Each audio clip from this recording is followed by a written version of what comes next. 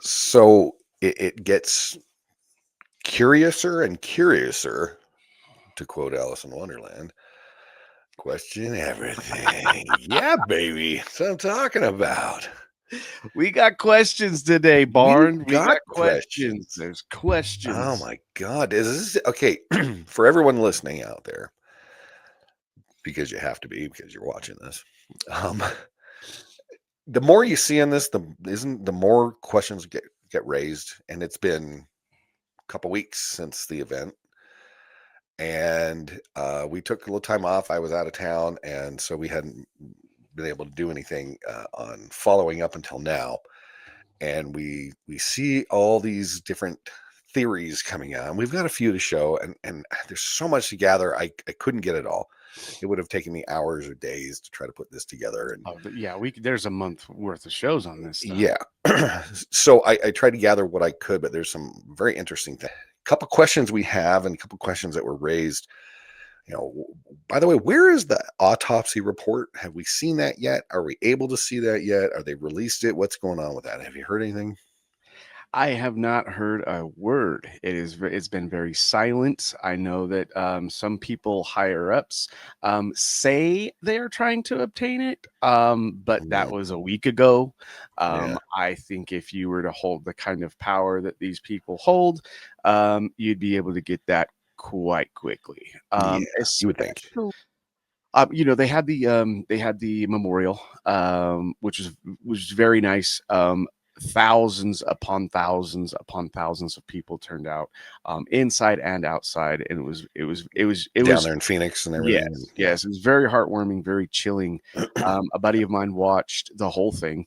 It was I think it ran, from beginning to end about 7 hours long, 14-hour day, I'm guessing. Yeah. But yeah, so it was very nice. It was very heartwarming, kind of chilling in a way, but to have him kind of buttoned up enough to have a memorial and have the body in the vicinity, I would think that there would be autopsies would be done.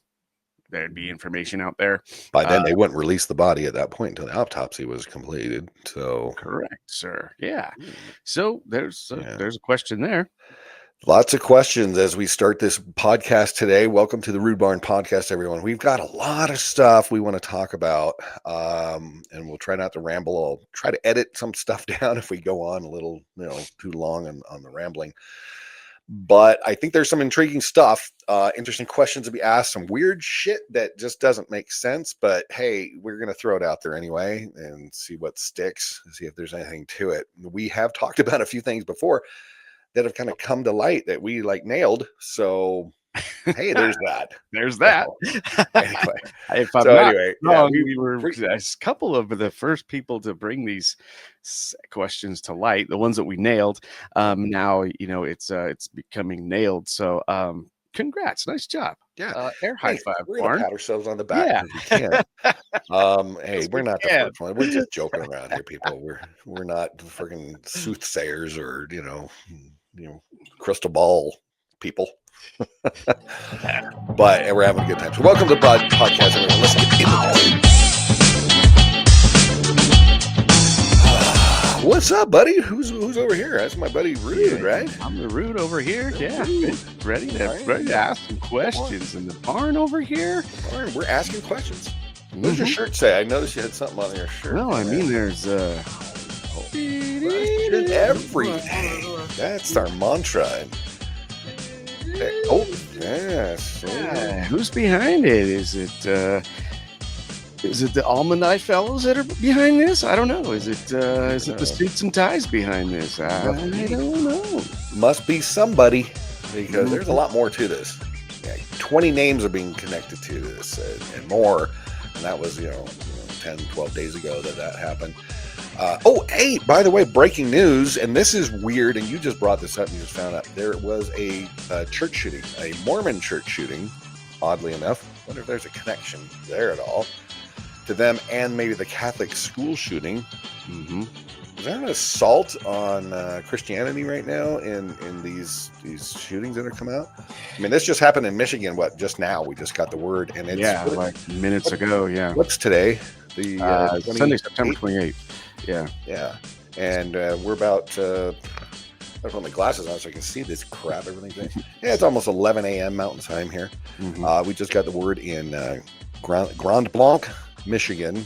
There was a shooting at a Mormon church. Do you have more details on that, Rude? Because we're going to get into this because there might be a tie with the Catholic school shooting with this Tyler Robinson character who happens to be also Mormon here in with the UVU Charlie Kirks shooting. Yeah, no, I'll keep an eye on it and give updates as they arrive. Perfect. That would be awesome. Mm-hmm. All right, buddy. So we've got some questions, and Candace Owens, who has gone off the rails sometimes, but then has some really great reporting and investigation on a lot of things as well. Has some stuff that she's talking about, and this was on Jesse on Fire, and I think I'll start off with this one because it kind of helps us raise a few questions about what's going on. So let's listen to a little of this as we get into it, and then we'll make some comments throughout and go from there. Back, I literally just got off of my live stream, and I'm filming this without having even moved. Okay, because Candace Owens just dropped an absolute thermonuclear bomb that is going to set the internet on fire, that is going to have intelligence agencies everywhere terrified of what she might know.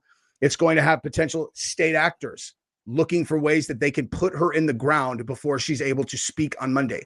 Like, this is the kind of thing. Here we go again. I mean, we talked about this before. Mm-hmm. And you can't win. You take out your opponents. You take out the people who have a voice.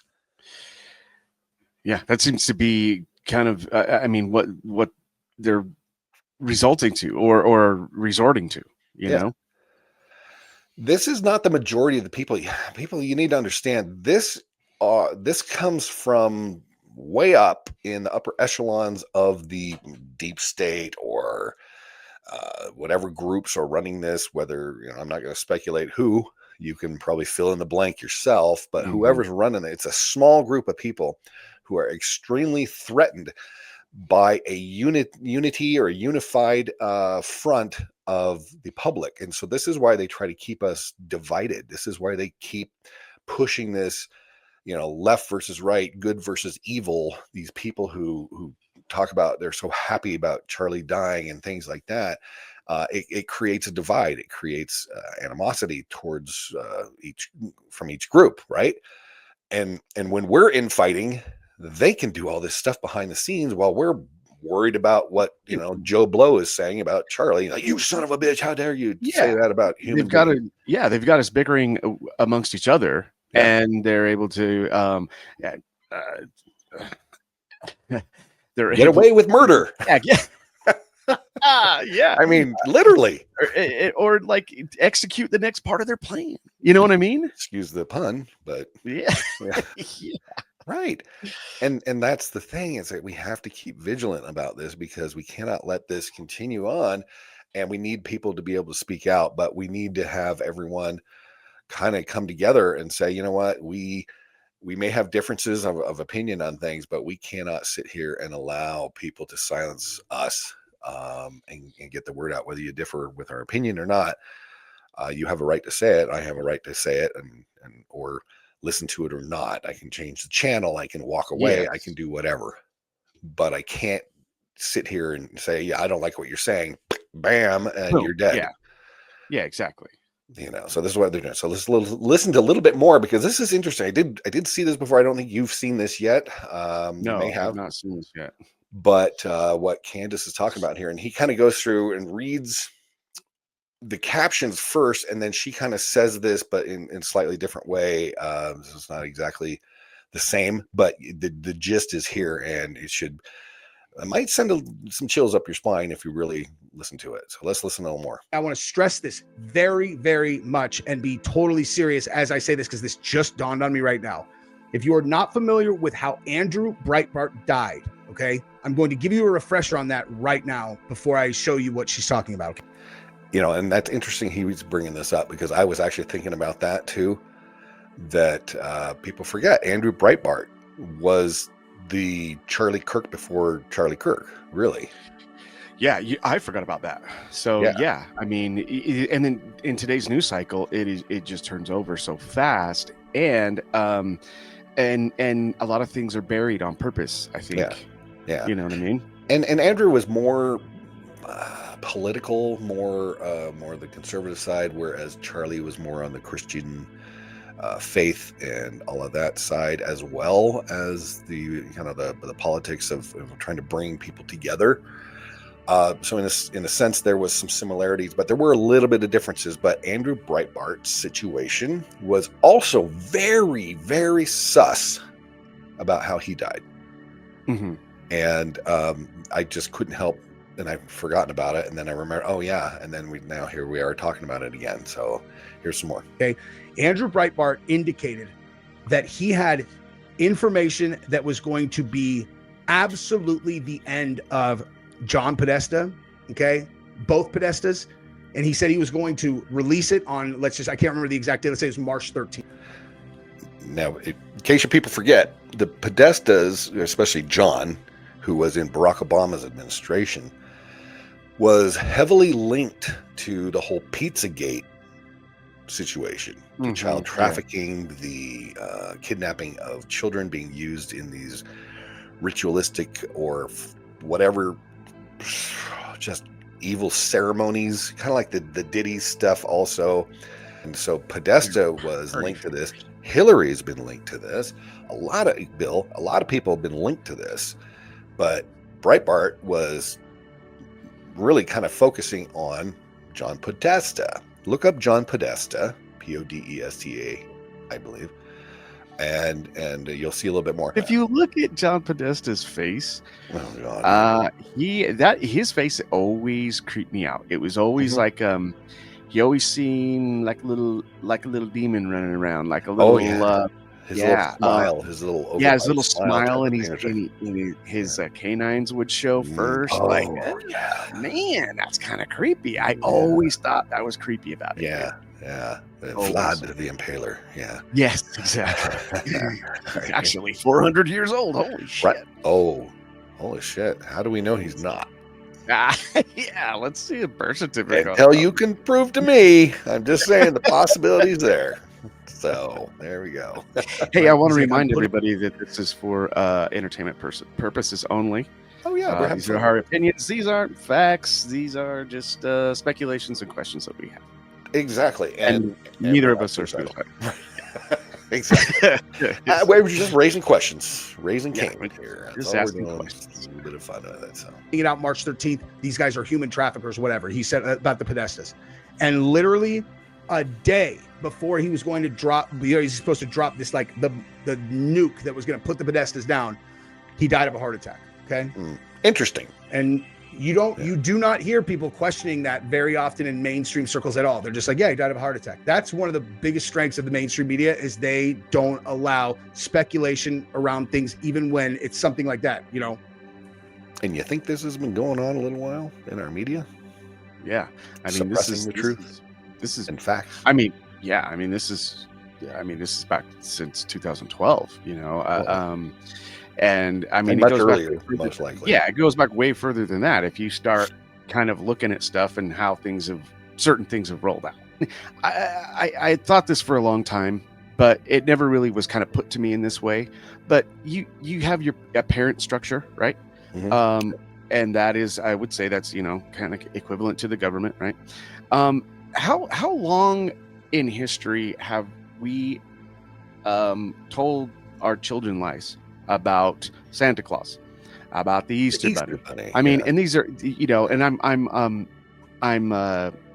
there are certain, people and, religious beliefs or whatever, like they don't believe in that. And our intentions are good though. Sure. Yeah. But the majority, there's Santa Claus, there's the Easter Bunny, there's a Tooth Fairy.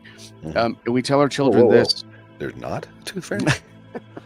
Yeah, I can't let my kids listen to this for another 5 years. Well, but it's like, are they up to like $10 a tooth now? Because when I was a kid, it was like a dime or a quarter or something like yeah, that. we're going broke with these teeth nowadays. Yeah, no kidding. But so you tell them that until they find out from their friends or just Yeah, those society bastards. or anything, or they get old enough to be like, okay, this is bullshit, right? Yeah. So when are we going to say, okay, this is bullshit? You know what I mean? Yeah.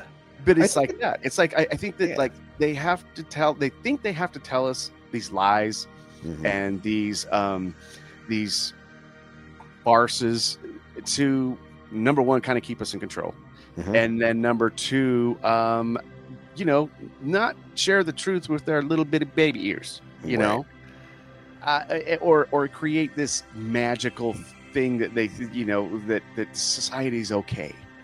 Well, But and this society's is not okay. It's And not. part of it is their fault. Yeah. But it's interesting. I mean, I don't know if you were this way, but I was this way. And I'm imagining that you were because, hey, we have, critical thinking, skills Yeah. in our head. But even when I was a kid and the whole Santa Claus thing is going on, because of course they always show on the news, oh, Santa Claus is over, Sweden right now, Alaska, blah, blah, blah, yeah. blah, or whatever. And so I took that in for a couple of years or whatever. And after a little while, I'm thinking, how the hell is Santa Claus hitting every house everywhere around the world in this short amount? Oh, it's magic. Magic. It's magic. Magic in the And air tonight. that's what they use.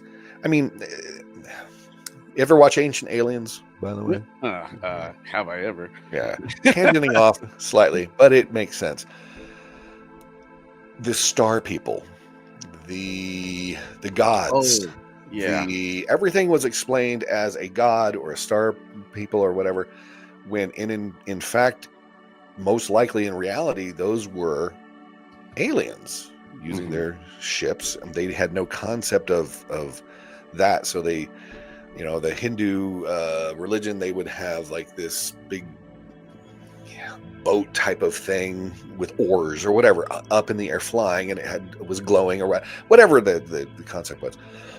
And that's how they would portray it, thinking that these were the gods coming down. The gods are angry. I mean, Greek mythology, let's go back to that. A lot of that could be explained as aliens, possibly. Ancient visitors of some Yeah, of some sort. If you don't like the word aliens, sure. right. Yeah, because ancient astronaut theorists all agree. And it's like, but they always agree, or say yes. But that's the interesting thing. So when it comes to Santa Claus going around, and I was sitting there like, how the hell? How is magic? Oh, is it because I don't know? You start looking out over. I grew up in Southern California, so they would have a shot of the LA basin and the tens of thousands, hundreds of thousands of city lights there. You're going, and each of those represents, how many homes, and you sit there like, how the hell? I mean, even magic, it would have to be a blanket fly over, and then everything would magically go into the thing because he couldn't physically hit each house. You know what I'm saying? Yeah. And as a kid, I mean, I don't know how old, 7, 8, whatever it was, 10, 17. Anyway, but if it was something, you just like, how the hell? So critically thinking, without friends telling me anything, without mom and dad explaining it, I was going through the motions saying, wait a minute, this don't make no sense to me. And that's when I was starting to like, okay. Yeah. And that's what we're trying to do with this, is have everybody just kind of say, hey, wait a minute, this doesn't make sense. Why would Tyler Robinson leave his gun, his grandpa's gun, in the forest? If he's smart, and there's indications that Thomas Crooks and Luigi Mangione and Tyler Robinson were all very smart, like SAT scores on the highest 95 to 98 percentile, not stupid people. And we were talking in the green room about a little theory we're going to mention here in a second. But why would you leave your gun that has your fingerprints all over it if you're a smart person, that's the last thing I would do. It's like, no, I'm taking that with me. That's going to go, and I'll dump it in a dumpster somewhere where nobody can find it, or I will bury it in the ground somewhere where nobody can find it, put leaves over, so you couldn't see it, whatever. I mean, there would be something other than just dropping it in the forest or the whatever, the woods. Come on. That seems very irresponsible for a critical thinker. Yeah, even if you're in a panic mode. So after we do this Candace thing, let's circle back, Saki, to this whole thing about the theory of what Tyler Robinson's role is. We're speculating in this whole thing, and why the gun was found in the woods, and so on and so on. So that's what you're looking at. You're looking at a potential Podesta situation, or like she needs to be inside where no one can fucking get to her until Monday. Okay. So I doubt she'll see this, but if she does, I hope she has security that is keeping her safe. Okay. This part is very important. I'm sure most of you guys have read this, but I want to break this news immediately because it feels important. And I think if I don't break it immediately, something bad might happen. I hope I have earned the trust enough of the people to believe me when I say that I have verified this information but cannot reveal the source. Okay. I'm going to read this to you first, because what she has on the which sometimes becomes sus, because if you can't reveal the source, although in this case the source doesn't want to die either. Yeah. That always raises a flag for me, and be like, yeah, anybody can be an anonymous source, and then they can use it as fully credible.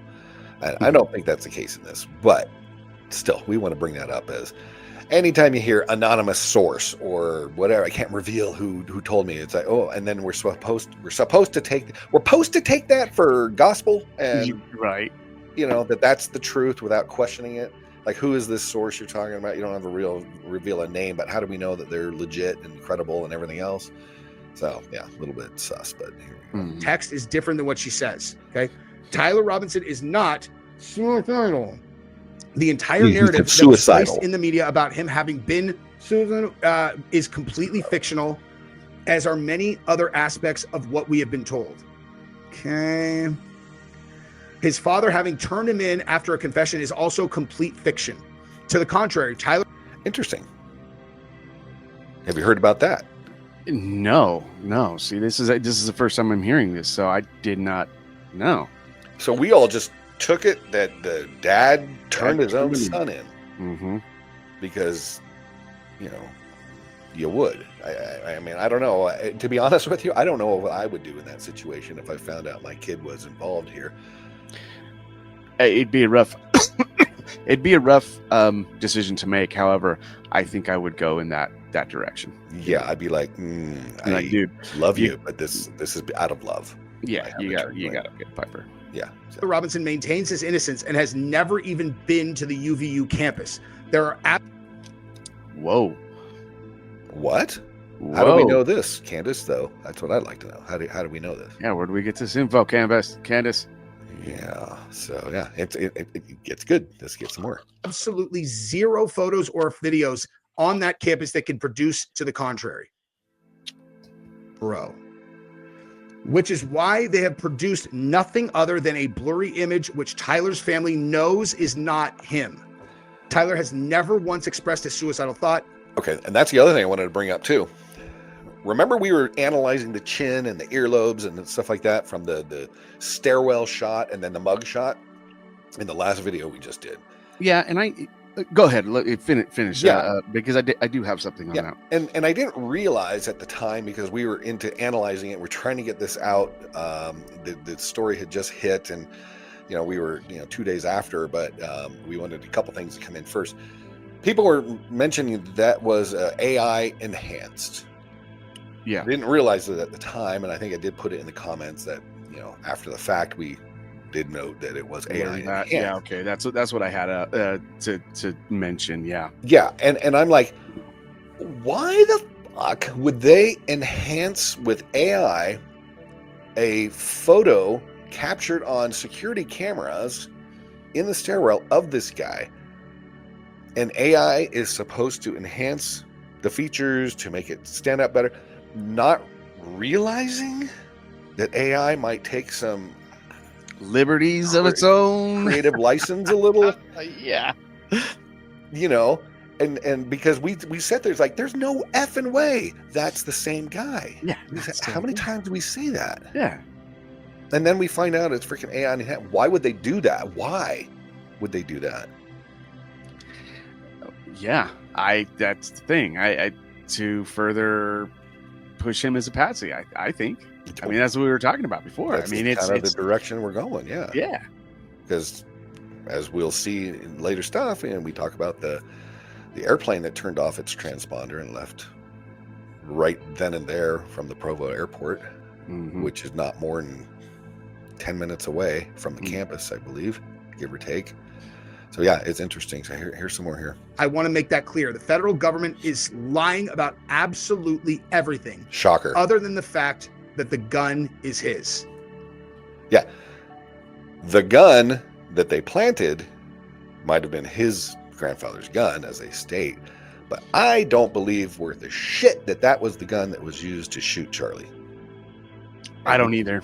And we talked about that with the 30-06 round and the bang that rifle makes, and the actual sound. And there's another guy, Camron Vance, who's a conservative podcaster here in Utah as well, who put that together and actually went out and did some field work shooting a 30-06 and did some audio analysis on it. He was actually there at the event when it happened, and I've got some of his footage we'll play. That's fantastic. Yeah. So that's gonna back up the point we made. I don't think that shot came from an 06. It's just I've shot them before. Yeah.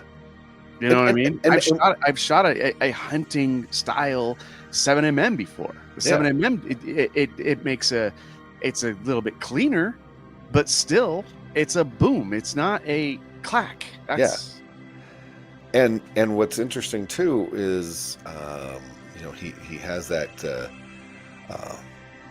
sound of the weapon. But here's the thing, even in the shot, and I don't know if we'll have enough time to show it, but I'll leave a link to his video in there.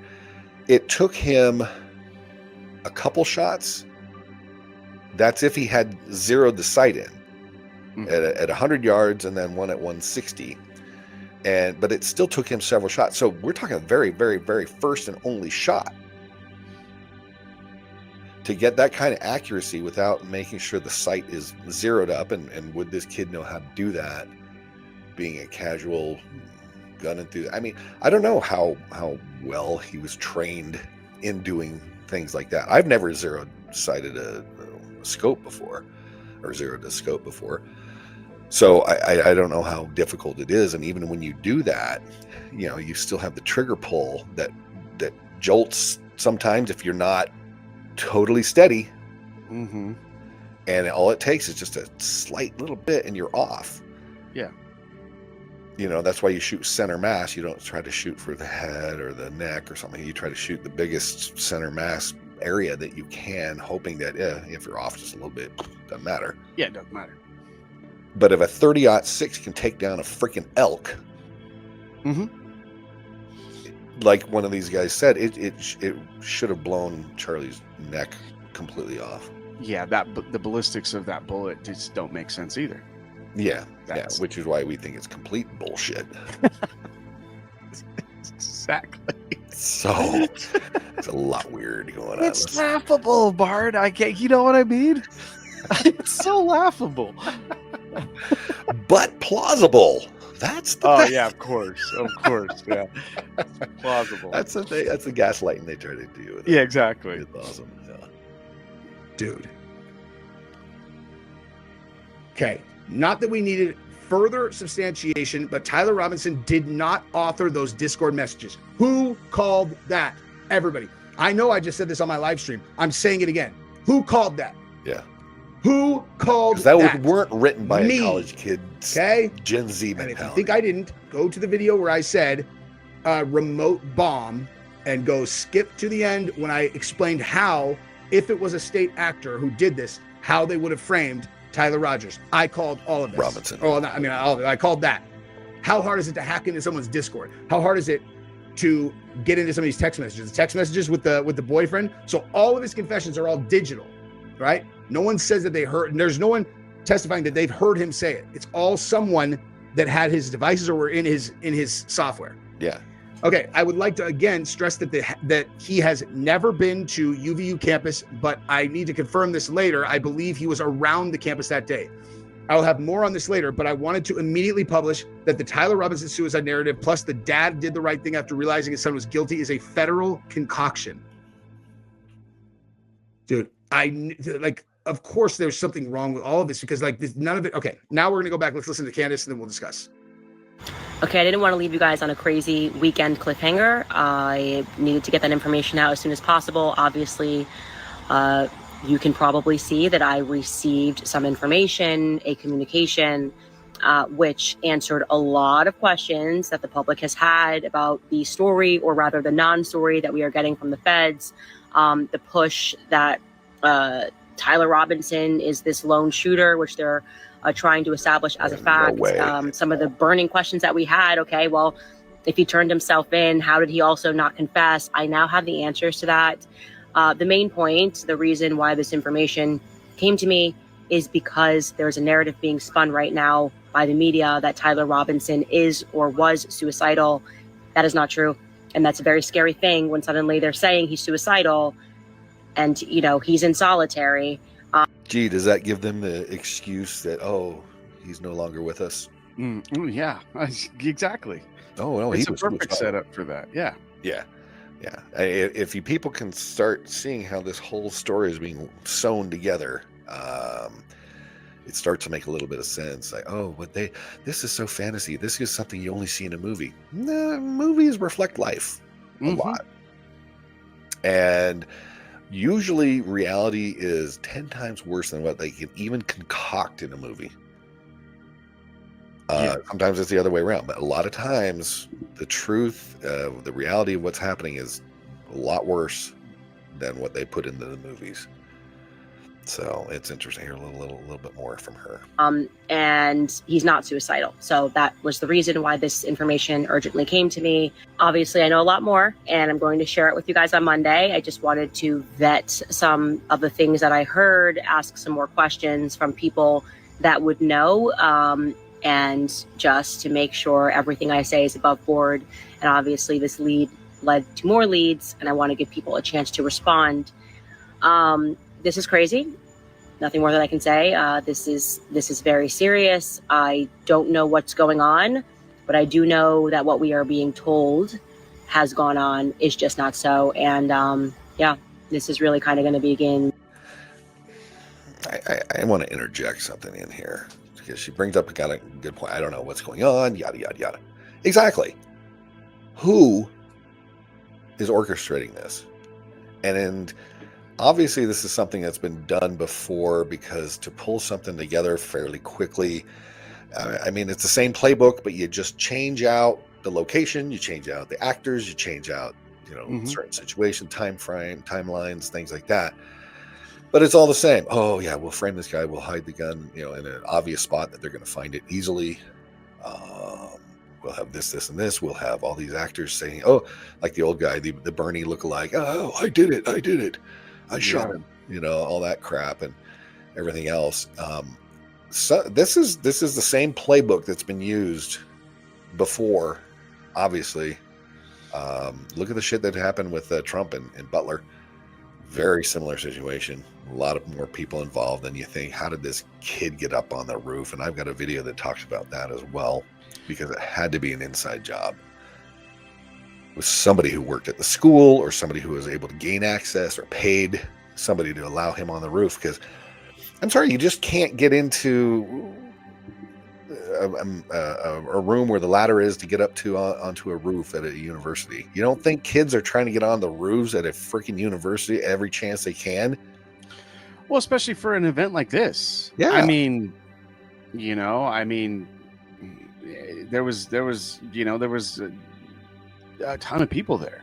Yeah. And that would have been a great spot to see him unobstructed. You don't think kids would have been trying to get in that building, get another roof? Yeah. I mean, those doors would have had to been locked, buttoned up real tight, because from where that was, it would have been a great spot to see, unobstructed. There would have been a crowd up there.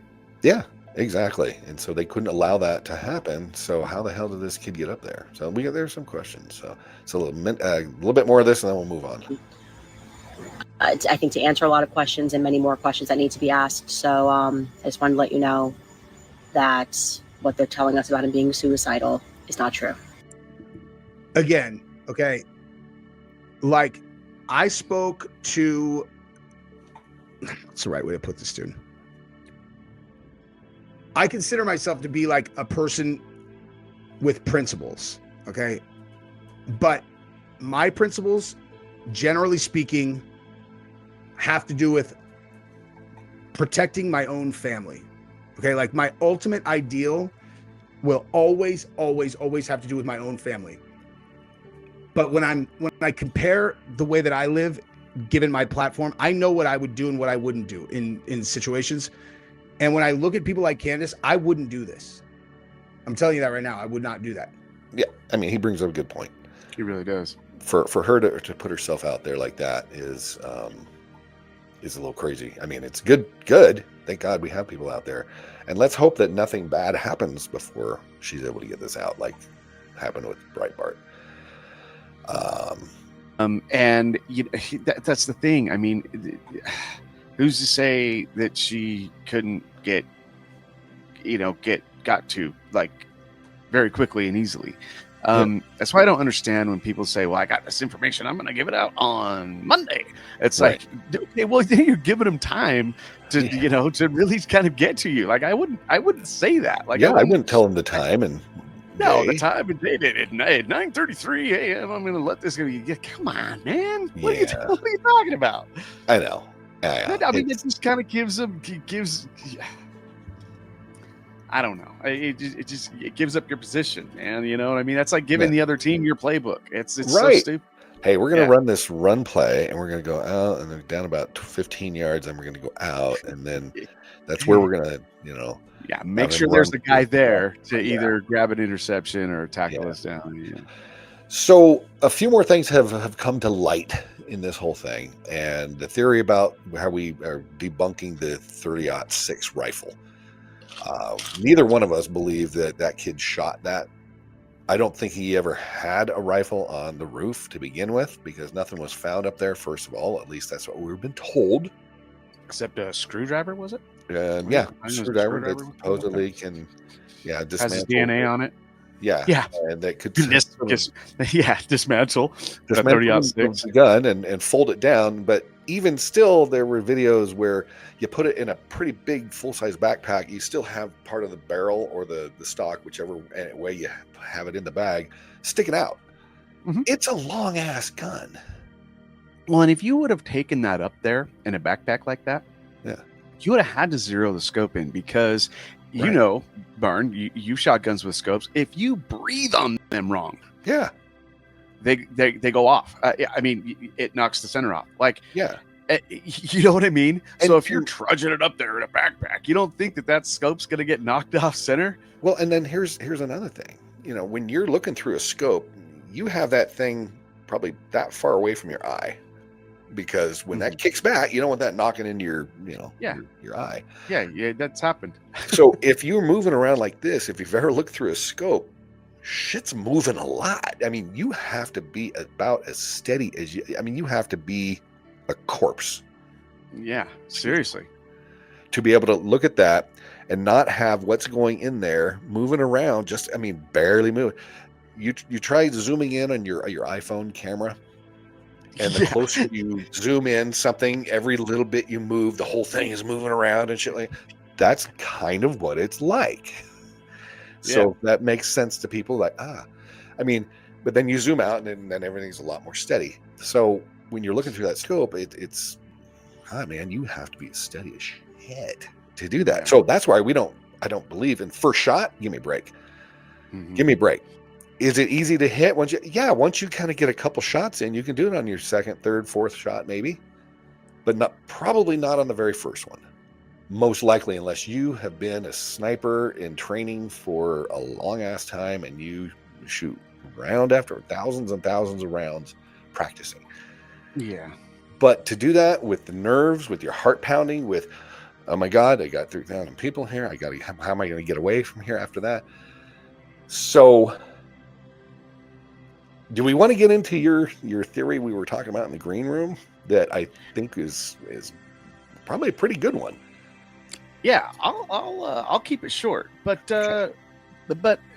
picture this: you're supposedly recently radicalized to on the left, Yeah. and kind of in left wing type things. Okay, so you're jazzed up, you're pumped up. Yeah, I want to do something. I got to do I something. want to make a difference in the world. I want to make a difference. Yeah.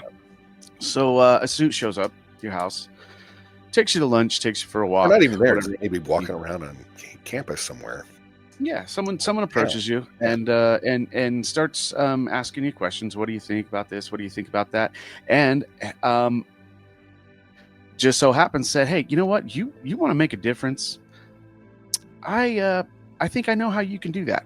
Yeah. And tells you that this rally is going to go on. It says, hey, we need a spotter just to make sure this or that's going on. Nothing crazy, but we want you to kind of be in a place. Take this spotter scope. You can make a difference by doing this, and it's very benign. Yeah. Yeah, it's very benign. Here, we're going to give you a walkie-talkie.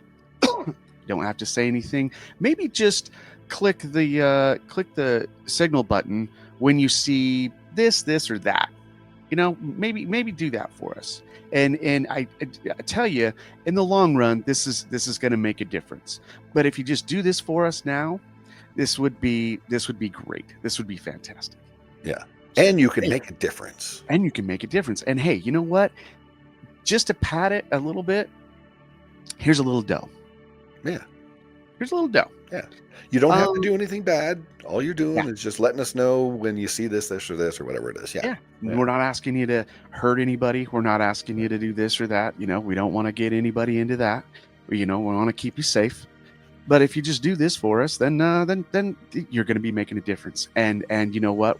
We'll have you do some more stuff like this if it's something that you're okay with. Okay, so this kid's he's on board. Great. Here. Wants money, wants whatever. Yeah, they're offering. And, a little spotter scope. Weighs maybe 8 pounds, can fit nicely inside of a backpack. Mm-hmm. Hey, talk to this guy on this day, on the morning of this day. He's going to let you into the back here, and he's going to show you how to get up onto the roof. And this is where we want you. Yeah. Okay. Sounds good. Sounds good. And then all I have to do is just spot for you. Yeah. And then absolutely. This kid says, okay, gives him the thumbs up, takes the money, and it's all set up. And meanwhile, they know who he is. They know that he has a Discord. They know that he has everything a boyfriend. Within 24 hours, they know everything. They have all his passwords. They have all this. They probably even could get his DNA by that point. Say you're at lunch with this unknown man. You wipe your mouth with a napkin, and you just happen to not see him take that napkin. Yeah. Or the waiter is paid as well. The waiter takes away the food. He's got a napkin. Now he's water, got whatever. Now he's got your DNA and your fingerprints. And and this is me watching a lot of James Bond and and these like the ones with Tom Cruise and all the conspiracy theory movies. Yeah. I mean that's the thing is like this stuff happens. Yeah. So my theory is was it a situation like this, and then this kid they pin this crime on him. They use him as a patsy. He's spotting. So you're saying he's spotting, and then all of a sudden he sees, and we're going to get into this next about the exploding microphone that may have been the cause of the death and not a shot. All of a sudden this kid sees it through their panics. He's freaked. Oh my God. They killed him, and now they're going to pin this on me. Holy shit. Books off the roof. Jumps down, runs it, trying to be cool. Like, I don't want to put too much, focus on me. Stops, pretends he's just walking across the street, and then gets away. And then you see him running. That's why you see him running running behind the house and then down that driveway and then off. trying to get back home, trying to get safe, trying to get out of harm's way or out of Dodge. Yeah. And now he's caught in the Dairy Queen getting something to eat because, he's on his way back down, 3.5, 4 hours away down to, Hurricane, Utah, and trying to get away. But it's like, but they end up tracking him down, finding him there. And all he's saying in his brain is act normal, act normal, act normal, act normal. Cool. Knowing that he had been contacted by somebody and knowing and now everything's gone silent. His contact won't answer. Right. The people that were supposed to kind of be helping him along the way, they don't answer. Now maybe his bank account is drained from the money that he was given. Yeah. And he's freaking out. And all he's trying to think of is act normal, act normal, act normal. Yeah. And then they catch him, and it makes sense why he's not suicidal. Like, no, I'm not suicidal. I would never do that. Yeah. So that's an interesting theory, dude. And it kind of makes sense because if you're smart, and this goes back to what we're talking about, these Crooks and Mangione and Robinson are all very smart people. They're not stupid. And put yourself in a situation. If I were in this situation, I certainly wouldn't leave my weapon, my gun that has my fingerprints and everything all over my it. My grandpa's World War II gun. Yeah, World War One. I think it was World War One. Was it one? That's how old ass gun. Yeah. I would, do everything I could to erase where I was and get out of there and everything. But I certainly wouldn't leave my freaking weapon, my gun, my grandpa's gun behind. I mean, that's the first thing you want to. Family heirloom. That thing's going in a freaking dumpster somewhere. That thing's getting buried somewhere. Nobody's going to find that shit. Exactly. Or at least it's going to be really, really hard. But I'm not going to just leave it there in a box conveniently. You're on your way back down to shells. How much desert is there that you could run 20 miles out in the desert and bury it and then jump back in the car and keep going? Yeah. I mean, you got away pretty clean at that point. Yeah, you can drive yourself out in the middle of the desert. We have a lot of desert out here. A lot of desert out here. And there's a lot of mine shafts. And there's a lot of places you can chuck that gun. I mean, I won't get back into the old, God, what's his name that took his own life and his 2 kids as he murdered his wife. Oh. Remember, what's their name? Yeah. It'll come to me, and I'll probably put it on the screen when I remember. But he probably threw her down some abandoned mine shaft, and they'll never find her body because there's a lot of them out here in the West Desert. So we don't believe that he shot the weapon at all. And if it was a weapon, it wasn't the right one, because again, the 30-06 caliber round would have gone through Charlie. His miraculous, superhuman bones. Superhuman bones. Never would have. Come on, really? They think we're freaking idiots, dude. Human bones, all admissed. They think we're idiots. Oh my God. And if the bullet was lodged in the neck, what was the caliber around? Was it a 22? Was it a 38? Was it a 40? Was it 9 mil? I mean, it almost sounded more like a 22 clack or something like that. But and that's another thing. That's another thing too. Is like the 30-06 hunting rifle I own. That I think we bought that in early 90s. Okay. Yeah.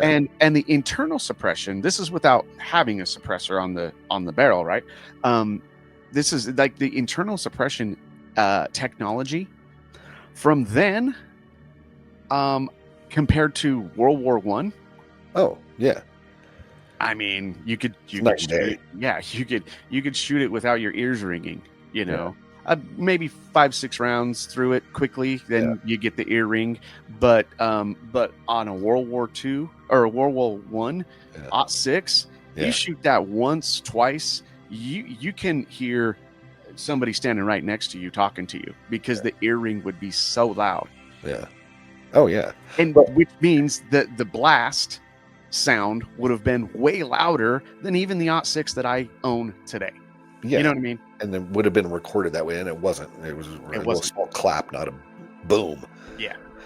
Well, and then it goes to show, and I'll probably put this up on the screen when I edit this video, is the Mauser .30-06 that was his grandpa's Mauser, apparently. Was manufactured in the early 1900s, like 1906 or something like that. Forgive me if I don't know the exact date, but my point is this: it would have been a wood stock. Mm-hmm. Okay, the one they showed looked like it was a plastic. Yeah, like that.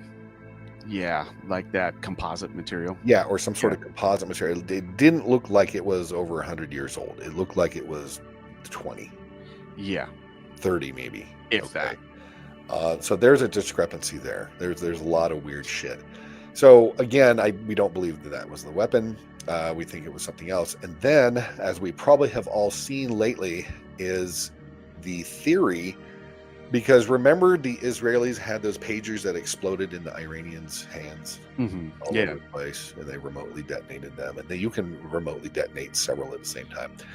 But they're talking about how this DJI mic could be fitted with an explosive and still have enough battery that it would work, and nobody would know the difference and all that stuff.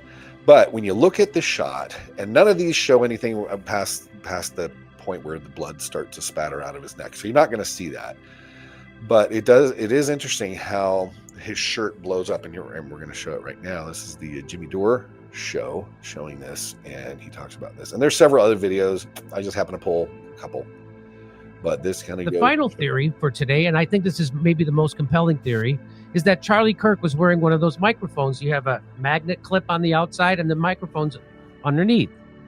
And this guy, John Bray, is that his name? John Bray says, based solely on my analysis of the two angles of the events on September 10th, I have come to the conclusion that this is the object that struck Charlie Kirk in the neck. So it's one of these kind of things, right? I use these. And then it's got a big magnet that keeps it connected. This DJI Mic 2 is a wireless microphone with a rectangular magnetic clasp. The device has a 300 mAh battery that weighs 8 grams. So I wear these all the time. And so on that day, Charlie had the microphone mounted with the bulk of the device underneath his shirt. Yeah. Notice the magnetic clasp on his shirt and the angle that it's at. So there it is. So that's the angle, and it looks like it's tilted, kind of pointing that way. And there it is. It's underneath his shirt, right? And so the idea is that microphone thing was rigged to explode and kill him. So like the pagers that they had in Lebanon. Like the pagers, very much like Israel did with those pagers and the people in Lebanon, and they bragged about doing it. They turned those vapes. They turned page. What's that? I made a bad joke about how on stage about how Israel can blow up our vapes. So, World War III is coming, and I just said vapes. Be stupid. Guy comes up to me after, a drunk guy, goes, "Yeah, my cousin's in the IDF, and they were doing that in like 2007 or 2000. They blow up vapes as well. Any electronic device with one of them batteries, they can make a bomb out of it." So let's Isn't watch. that interesting? Yeah, obviously it's duh. So that's what it is. This is the battery for the DJI Mic 2 transmitter that was underneath Charlie's shirt. This is an 8-gram, 300 mAh battery that's unique in that it's very easy to swap. A 2-gram charge of PETN would match the power of a 30-06 and leave 75% of the battery functional, undetectable. Isn't that interesting? Wow. Match the power of a 30-06. Maybe. Because a 30-06 probably would have blown a much bigger hole in Germany. Yeah, that exit wound would have been ridiculous because it's because there's not a lot of meat there to stop it on the backside. No. Yeah. But to say it would match the power is, I think, a bunch of bullshit. It would match a plausible shot for most people who are naive about and ignorant about guns and weapons and the bullets and things like that, of the destructive power that they would have. It would fool most people. It would fool most people, yeah. Yeah, into think, oh yeah, no, that makes sense. That's a 30-06 round. And you ask anybody who says no, that would have taken Charlie's head off easily. You can take a moose down or an elk down with a 30-06. Come on, people. Yeah. You know, and most people don't know that, but so we're not trying to chastise them for that. We're just saying, hey, this is not right. Just start learning from people who know, and they'll tell you that it's what's possible, and what isn't. So That's what he's saying. This is what he's saying. You can see the shockwave travel from the DJI mic outward. His neck and ears quake with the force, and his earpiece flies up as his body is slightly lifted from the explosion.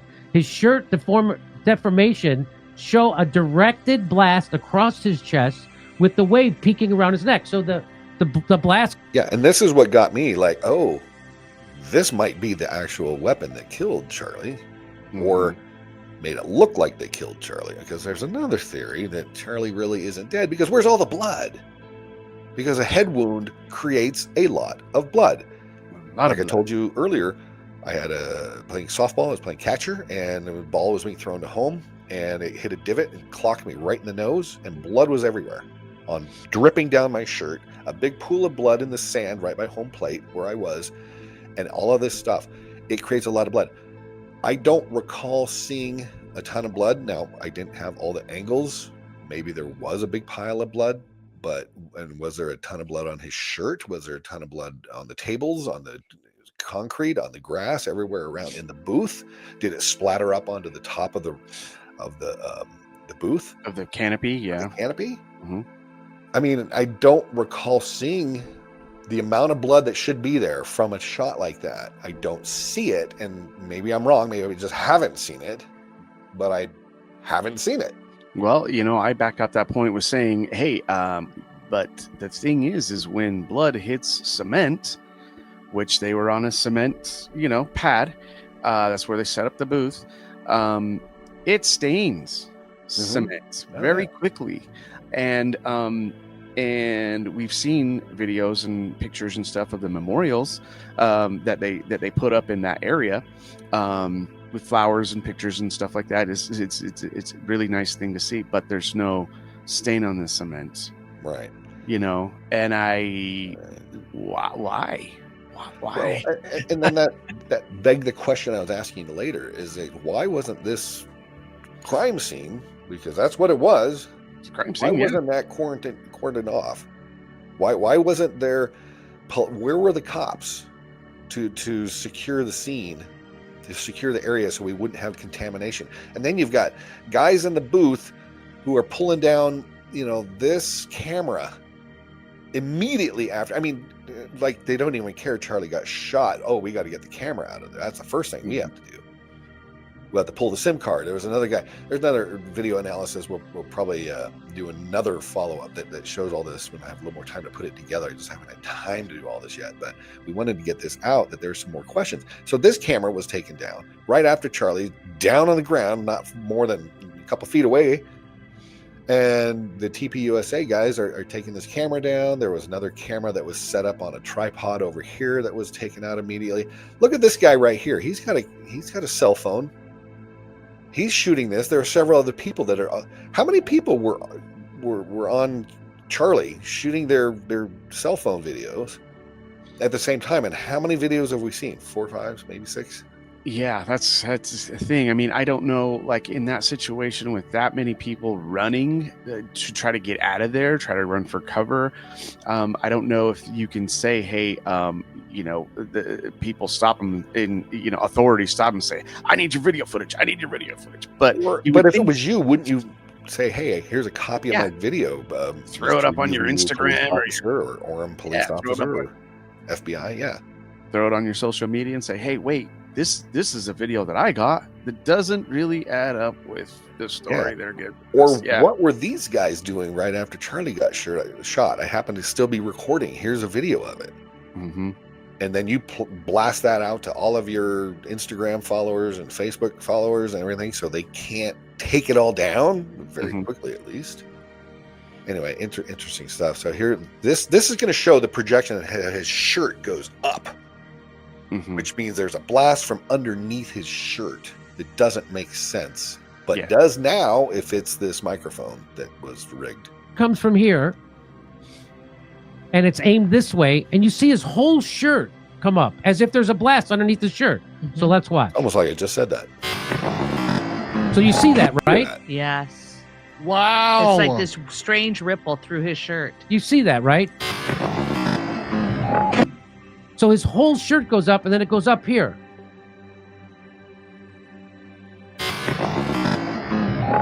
You can see it even So it better looks. in the right. It's also a very, very compelling argument that it was his microphone pack underneath his shirt that. Yeah, because would a shot coming from supposedly where Tyler Robinson was on the roof behind there, angled down and hitting him in the neck right here, it's a straight shot. What would and they hit in his neck, and they say, oh, well, it hit his body armor. He didn't have body armor on, apparently. And even if he did, the body armor was insufficient for a 30-06, first of all. Mm-hmm. And it wouldn't ricochet up off of this ceramic plate, Kevlar plate, whatever the hell might have been. Kevlar, I guess, really absorbs it, doesn't really deflect it. Just deflect it, yeah. So there's a lot of questions there. This makes more sense, but I don't think a 30-06 round or even a 5.56 would have taken the shirt up in that way like this is showing, and this microphone explosive device makes more sense to me. Yeah, because I mean, even if you were to flip back like that, it looked like that happened before the impact happened. You know what I mean? And so, I could see the impact and then but you would see almost a ripple down if it was maybe. like recourse from the impact. But this seems like it happens right before the impact. Yeah, there's some interesting things, like split seconds. But still. like I said before, you could control this remote. Obviously, it would be remotely controlled, of course. Mm-hmm. But you could also control another device that would sound like a shot, and you can put that somewhere else in this whole vicinity. So, oh yeah, I did hear a shot, but the shot was just a noise. It was just a bang. Was a noise. It wasn't an actual shot. This is what it was. So it's like a squib in a movie. Mm-hmm. When somebody gets shot, they're not actually getting shot. It's just the squib going off and creating the blood splatter. And this is the same type of concept. And you could remotely control at least 2, if not more, devices at the same time. One click, boom, boom, at the same, boom, boom, same second, and could create this. So Blew up. It's just interesting to watch this whole As the thing. shockwave travels across his body, the magnetic clasp is flung across his body. In just a few frames, it disappears into his neck. The wound that So was that what killed him? Was the magnet? The magnet Being forced popping by the up explosion from that. yeah. That's what it sounds like to me, at least in this analysis. appears is the same size as the clasp and displays flow patterns of a low velocity impact. So he's saying, so the right here, Which completely contradicts what a high velocity impact would be from a 30-06. Right. Again, debunking the fact that no 30-06 shot Charlie. Mm-hmm. Yeah. it blows up. This thing then flies across his shirt and hits him in the neck. Very compelling. Very compelling. So we've seen this. I've seen many different videos talk about that thing. Yeah. I mean, and he goes on. And he goes into more analysis, and you can look at that. I'll leave that link in there for you. So you have that. Melanie King also has a video where she talks about it as well. And I'll put that on her. She goes into more, but you can, and here's a shot. I mean, you really can see how this is hitting, you see the shirt being pulled up right in here, Yeah. and that the only way that would explain is something coming up from below Mm-hmm. in there, which is interesting. What That's is she pushing says. the t-shirt Yeah. up like that? Yeah. Yeah, It's exactly. like a gust of wind. The whole shirt is rippling forward. What if I told you that Charlie Kirk was not actually shot? Yes, I know. We have all the different This is theories. another theory. I've been doing videos on the different theories. I just did one. If you haven't seen it already, I'm about to do another one. But I thought, you know what? Let me just take you to directly what the newest information is, and then we'll backtrack because we want to just compare everything. I don't want to be biased. I don't want to point fingers. My goal is just to show you the evidence and let you, decide what is actually the truth and what is a lie, bold-faced lie, which we know has been coming out as the official report so far. Which baffles me. I'm shocked. That Yeah. I would be lied to. Yeah. Imagine that. Yeah. The government lied to us. Yeah. So this comes from Hustle Biatch. I mean, hustle bitch. He's is what it saying means. one thing, but there's something else that stood out to me. They're scared. They're scared, everybody. That's what Charlie Kirk just said minutes before the assassination. On stage, Kirk turns to his left and calls them out. They're scared, everybody, all 5 of them. Moments later, the shot fired. What does he mean, all 5? 5 of them? All 5 of them who? All 5 groups? All 5 particular people? Or what? I mean, what is he talking about? Anybody know? Leave it in a comment. Let us know what all 5 of whom. And is it all 5 groups? Like, heaven forbid it would be like Mossad or some IDF or whatever. Or Deep State or something. Or is it particular people? 5 people? Or is it 5 groups and people mixed together? Whichever. I don't know. I'd like to know. Inquiring minds want to know. I question everything. Yeah. 5. But it is really fascinating how this has all changed. So as we're asking questions, I ran across this guy. This is a guy out of Maui in Hawaii who I've been following on the whole thing regarding the fires of Lahaina that burned and mysteriously destroyed the town. So I've been following him, and he's been really kind of putting like, what the hell's going on? This is the real shit that's going on here. We've had people that have been told not to go into certain areas. Anyway, so he has done an analysis of this. He's now sitting in one of those cold water tubs that you sit in for whatever reason. I can't remember why, but anyway, he was doing this analysis. He was asking a bunch of questions which are very similar to the questions that we have been asking. And I think it's interesting. We'll listen to a few of these things because he kind of rattles through here a bunch of these things that we've been saying the same thing, and then others that we may not have even thought about. But I thought it was good to get out here so we can see. So let's listen to what he's saying, and then we'll analyze this, and then there's a few more things to look at. We all saw these images come across our phones on Facebook, Instagram, YouTube of Charlie Kirk getting shot. What appeared to be getting shot. We see these graphic images. First of all, that's a major weird thing to me because normally you can't see graphic images. You can't see snuff videos online. That's usually dark web stuff. So if all of a sudden we're being shown these videos, that to me is my first red flag. Second red flag, and to this day, is it only seems to be 3 or 4 curated angles. Where did these videos come from? I don't know. Whose iPhones they were shot on? I don't know. But it seems like they want us to see these 3 or 4 particular angles of the day. I believe there's only 2 clips that have been released since then that show the footage. But ultimately, you've got 3,000 to 4,000 students there. He just started talking. He's 20 minutes into his thing. And this event occurs. You've got college kids. They all have iPhones. They all have Androids. Many of them have to be filming. Why aren't we seeing that footage? Very strange. It's also been reported a lot of people's cell phones didn't work. Same thing right after the Maui fire. Our cell phones, our text messages, like everything was jammed. I also had people report after the fire that their phones, their videos and pictures disappeared off of their phones just mysteriously. Like what? Oh. Isn't that interesting? Wow. Just mysteriously disappeared off their... How does that happen? Nice, man. That's crazy. That happened right after the Maui fire, I heard. Okay, so the next thing we have is the shooter. Okay, all of a sudden they come out with this image of the shooter. Okay, very strange that it's an AI enhanced image. Right. You would think a college campus like that would have the most cutting edge cameras, 1080 HD at least. Why would they give us an AI enhanced image of the shooter and it doesn't even look like him? Right. That's strange. Also, supposedly the shot came from this rooftop.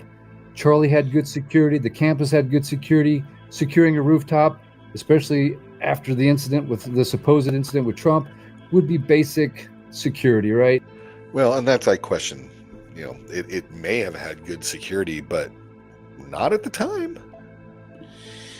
Not at the time. Not at the time. Yeah. So what happened there? We'll show a video of Camron Vance, who's another YouTuber here from Utah, who was actually there and has some shots, personal footage that he shot while he was there. And he did a couple of the ballistics tests out there in the desert range, where he was able to do some analysis of the audio and kind of debunks that. But we'll just look at his video because it's stuff that you don't really get because you don't have too many videos that have been posted out there of people who were actually there when everything went down. Mm-hmm. So that's kind of fascinating. So we'll look at that here in a sec. Within 200 yards, any rooftop. You even have people that took videos of the guy while he was up on the roof. If a citizen can see it, how could the security detail not see it? That's crazy. Excellent question. Okay, then comes the weapon, a 30-06. Okay, I've hunted most of my life. My first hunting rifle was a 30-06. That thing, when it goes off, it's like a cannon, and it knocks over 700-pound elk. If he was impacted by that round, yeah, you just testified that to yourself that's what happens. Yeah. So you have firsthand knowledge. I haven't shot a 30-06, so I don't know. I've shot an AK-47 in the range, and I'll tell you that's got a major kick to that thing, and it's loud. But I don't have a comparison between that and the 30-06 Mauser or any other brand. So yeah, interesting. Yeah, I mean, he confirmed it. Yeah, exactly. Because hey, now you got two people saying it. There's actually three people that will say it, and there's a lot more. So I mean, there's a ton of video I've been watching. I just haven't gotten them all. There's just too much. We hope we're bringing some information that's fascinating, that keeps your attention, because there's so much shit going on with this thing, dude. Yeah, and that's why we want to do a follow up on this from what we have, and a lot of this is coming through to the forefront, and we're being validated for everything we speculated on 2 days after the event, and now here it is 2 weeks later, and a lot of this is been verified. Like, we didn't think this kid did it to begin with. And now this shit's coming through that we're most likely right. Yeah, most likely right. Yeah. And not like there weren't a million other people that were thinking the same thing, but we wanted to state that for sure, that none of this shit makes sense. Just crazy. Anyway, it would be in my opinion, a much louder boom, and then it would also blown a hole, and it would have blown his head clean off. It would have blown his neck in half. So that didn't make sense to me. And then the direction of the shot also didn't make sense to me, because the impact looks like it's hitting him in a certain direction. That's not the direction of the shot. So very unusual.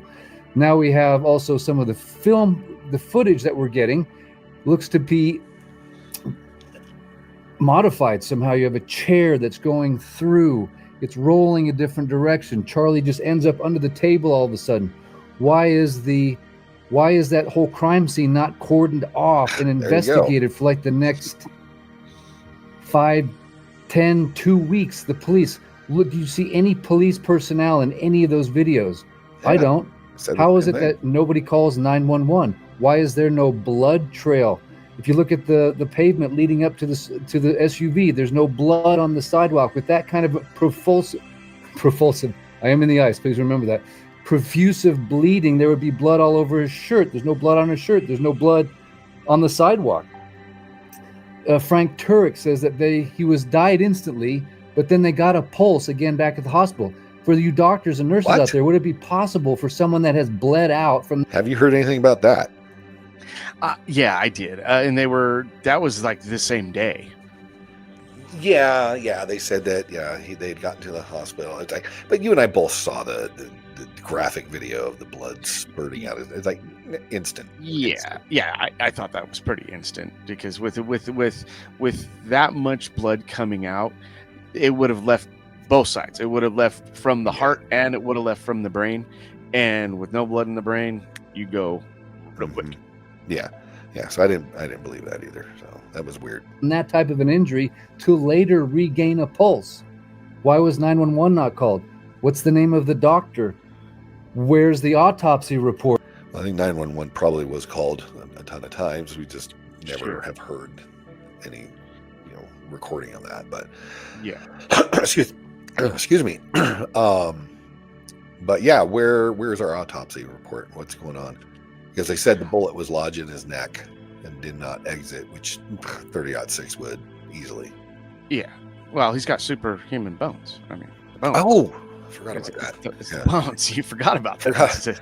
Forgot. That's super strength bone. Super strength bones. Yeah. Drinks a lot of milk. Yeah. What are you gonna do? Absolutely. Exactly. What about that airplane that just took off and flew to Phoenix with an unregistered, turned off its transponder for an hour and a half? Okay, this just goes on and on and on. We go back to the shooter. The shooter fled off of this building. They said he had a gun. Even if you broke the gun down, you would be able to see that gun. But then he broke it down and then he reassembled it and then he... None of that makes any sense. It just doesn't make any sense. The amount of time that it takes to disassemble a 30-06 rifle like that is a long... Yeah, and that's why we said there's no way that kid was like, I think your theory is a lot more plausible, that he was hired by some guys. Oh yeah, no, just be a spotter. And then he realized, oh shit, I just got set up, or I'm going to get tagged for this. And he booked his ass. You're not assembling and reassembling and disassembling a gun 2 or 3 times. You're getting the hell out of Dodge. Yes. At least I would be. I'd be like, oh shit. That's the thing. I mean, that gun is 51 inches long, and the thing is, the stock itself is 30 inches by itself. Yeah. That's almost 3 feet long. You can't fit that in a bag. It just that doesn't happen. Yeah, it's not gonna happen. Yeah, I mean, just the time to disassemble it just makes absolutely no sense. And even even if you're able to, the barrel is sticking out or the stock is sticking out, whichever way you turn it into the bag. There's just, you don't have backpacks that big that look like backpacks. They will look like rifle bags. Rifle bags, yeah, exactly. I mean, come on. Are we that freaking stupid? No, we're not, people. We're not, and neither are any of you. That's why you're watching this, because you want to know more about this whole thing, and we've got a lot more questions. Long time. You can't just do it in the amount of time that he gets up. You can see he immediately gets up after the shots fired and starts running. So how is it that the FBI creates this crazy story about the gun is disassembled, it's reassembled? Doesn't make any sense. Then you have the text messages that look completely fake. So it just goes on and on and on. So yeah, and that's exactly right. It just goes on and on and on. And does any of this shit make sense to anybody? Well, and that's another thing too. Even those messages, they were very cold and had no emotion behind them.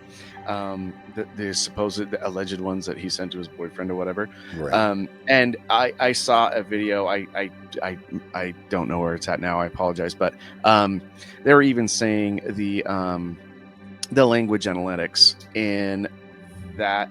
In those messages compared to messages he had sent before, didn't add up to the way he spoke and his language. You know what I mean? Yeah. Kids don't say, "Oh, I got into the vehicle." Yeah, no, I got into the car. Yeah, exactly. Got in the car, ran away. Yeah, I got in the car and ran away. Out. Yeah. I mean, yeah. I Plus, got into the vehicle. To type vehicle out as opposed to type car, when you're texting quickly and most people are and you're freaked out, you're not. Why would you type vehicle if you can just type car? Doesn't make any sense. Yeah, that's another thing too. Like half the time when you're just when you're at leisure and you're texting, you spell things wrong. Sometimes you go back and fix it. Sometimes you don't. And then then autocorrect puts into something else. I mean, you would think that there would be some sort of flub ups like that. Yeah. But there was nothing like that. Just typing perfect. Everything was spelled right. It's like, come on, man. Oh, I know. It's asinine. So here is Camron Vance. That's the guy I've been talking about from Utah who was there. He has some footage that we'll just show real quick. And then he also does later in the video, and I won't go into it. I'll leave the link for his show, and subscribe to his channel as well. Subscribe to ours. We'd love to have you on board with us. It helps us out. But he does a whole ballistic analysis, sound and everything out in the desert and stuff like that. But here he is talking about his footage that he had when he was at the event. I think before what he was saying, I apologize, we'll go back a little bit on this, is that there was no security as you walked in. You can just walk in with a freaking baby stroller. Nobody would check your bag. Nobody would check the stroller. Nobody would check anything. You could walk right in. Tickets were supposedly given out, but he said, oh shit, you can just walk right off the street, walk into this thing. You don't need a ticket to get into the event. So why was this so willy-nilly just out in the middle? Is that what Charlie wanted? Is that what he usually does with his, little booth events where he talks to these kids and all of that, that you've seen a million filmed, that he does. Yeah. Does he not normally have an event where security is? I don't know. Maybe he doesn't. Yeah, I'm not sure. I would like to know that. But yeah, it was interesting. He mentioned that there was no security even checking bags into the plaza area where his tent was set up. So anyway, let's listen to what he has. This is kind of interesting little footage. And I guess he went in pretending he was the Cracker Barrel CEO lady just for fun. I guess he was just being goofy, but he got some interesting footage. So we'll check this out. There was no point of entry. Literally anyone off the street could have entered that courtyard at Utah Valley University from multiple entry points. Bags were not checked. People were not checked. Someone could have an AK-47 in a baby stroller and none would be the wiser. This is all my footage recording on my iPhone. I'll show you how easy it was to get into this event. So just coming from the parking lot into one of the buildings, up the hallway, right up to the Hall of Flags, just walk up to this door, and boom, I'm at the event. Out in the courtyard, multiple entry points, no ticketing, no screening, no nothing. For context, I was dressed as the Cracker Barrel CEO, full wig and makeup, asking people what they thought about the Cracker Barrel rebrand and talking to subscribers who'd come up to the event. How's it going? I'm actually Julie Messina, the CEO of Cracker Barrel. I told my wife, there's one person I'm looking for today. There's one person I'm here looking for today, and it's freaking CV, dude. I was able to get this close to the tent. Sorry, guys, I'm going to squeeze through here. Just by asking to get through. I mean, if I was an evildoer, I am right against the tent. I have not been checked. I have not been screened. Right here talking to Charlie's security guard. Now, Charlie had 6 of his own security personnel. There were also plainclothes and uniformed officers present. But all eyes were on the crowd facing in at Charlie. No screening, no ticket checking, no drones overhead. All of these things contributed to the assassin's success. Before we get to the field test, let me share what my thoughts were as I heard the shot. Now, I was at the back of the crowd when the shot rang out. To me, it sounded like something small caliber or farther away. NBC is spinning the story that Charlie Kirk's assassin's alleged gun was powerful vintage and hard to trace. Former federal agents fear the potential for other would-be assassins to seek out widely available, decades-old firearms that require only basic proficiency to hit distant targets. So, push for gun control, of course. Is what Exactly. Yeah. It was a decades-old German-made rifle built for use by the military in both world wars. So old, it may have been brought into the U.S. before laws were enacted in the 1960s requiring guns to be affixed with serial numbers or other marks to enable tracing. There are believed to be millions of such weapons in homes across America, short of the security afforded to the president. There's no way to defend against the threat posed by this. Fear-mongering and cries for gun control at their finest. There's millions of these untraceable ghost guns across America. And unless you have Secret Service level security, anyone could take you out. So anyway, he goes into his, and it's interesting, the analysis. I watched it. It was pretty cool. Check his channel out. I just think it's under Camron Vance. So anyway, check his stuff out. He's got some good stuff in here. So one other thing, because we can analyze this for days, dude. We can go on and on and on for days. But this guy did bring up a good point, and we kind of touched upon it, like how did he get on the roof? And I don't think people have really kind of analyzed it as much, or at least we haven't heard, and he hasn't heard either. But he does bring up some good points, and then it makes you wonder, yeah, well, who let him up on the roof at this point? To me, it sticks out like a sore thumb, and nobody's addressed it to my knowledge. And that is, and I know everybody's kind of, had your fair share of it, but just hear me out on this one. Especially those of you in the construction area, because you're going to know that what I'm telling you is the absolute truth. But I'm going to tell you the biggest hole that nobody's discussing right now. For 30 years, I've been doing electric work, and a lot of you people out there, especially those that are, let's say, in the maintenance position at a hospital or a university, I've probably already given it away already. Those of you that do plumbing work, definitely HVAC people, tell me in the comments down below if what I'm going to say right now isn't the absolute truth. So in all my years of doing electric work, let me tell you something I've never come across. How did that kid get on the roof in the first place? Because nobody ever said, like the butler thing, that somehow he had a ladder or whatever. Okay, he didn't have an extension ladder to get on that roof. I think we can all agree on that. So either, he developed Spider-Man-like capabilities and was able to leap on the roof, which I think we would all agree is an impossibility, or he had to go through the chute that leads up to the roof. Now, here's where we get down to brass tacks. In all my years, I have never once found a roof access point that wasn't in a maintenance closet that was locked and didn't have a lock on the access point that you raised to get to the roof. Not once in 30 years have I seen it.